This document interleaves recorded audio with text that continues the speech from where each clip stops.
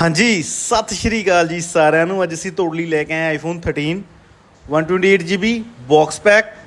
ਤੇ ਅੱਜ ਲਈ ਅਸੀਂ ਇਸ ਫੋਨ ਦਾ ਪ੍ਰਾਈਸ ਡ੍ਰੌਪ ਕਰਨ ਲੱਗੇ ਹਾਂ। ਪ੍ਰਾਈਸ ਰਹਿਣ ਵਾਲਾ ਮਾਤਰ 32,999।